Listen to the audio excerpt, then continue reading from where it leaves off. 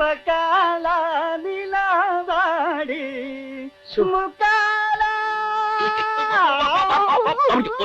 നാട്ടുകാർ ജീവിക്കാൻ സമ്മതിക്കുന്നത് ഇപ്പൊ തന്നെ നാട്ടുകാരെ ഒരുപാട് പരാതികളുണ്ട്. ഒരു പ്രശ്നം. എങ്ങോട്ടാ? ഇപ്പൊ ആദ്യം ആഹാരം കഴിക്കുന്നു. ആഹാരം ആഹാരം അത് കഴിഞ്ഞ് വേറെ പ്രശ്നമുണ്ട്. ഇങ്ങോട്ട് വന്ന് നാട്ടുകാർ കൈ വെക്കുന്നതിന് മുമ്പ് പോയിട്ട് വരാം. എത്ര കൊല്ലമായി ഇതുപോലെ പുളിങ്കറി കൂട്ടിയിട്ട്?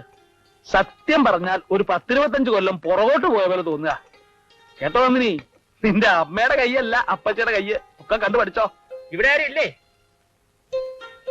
ആരാ മോളെ ചെന്ന് നോക്ക്. നീ ആ പുളിങ്കറി കുറച്ച് വിളിക്ക. ആ ഇതാര്? അച്യുതന്റെ അമ്മയെ വിളിക്കും. ഇയാളുടെ കയ്യിൽ നിന്നാണ് അച്യുതൻ ദുബായി പോകാൻ കാശ് വാങ്ങിച്ചത്. ഇതുവരെ ചോദിക്കാതിരുന്നത് പറഞ്ഞ ദിവസം എന്റെ കാശ് തരുമെന്ന് വിചാരിച്ചിട്ടാ. മര്യാദക്ക് എന്റെ കാശ് തരുന്നോ അതോ ഞാൻ വേറെ വല്ല വഴി നോക്കണോ? പോയി ചോദിക്കേ. ചെറിയ എങ്ങനെ? അല്ല വേണ്ട വേണ്ട എന്ന് വിചാരിച്ചാൽ സമ്മതിക്കല്ലോ.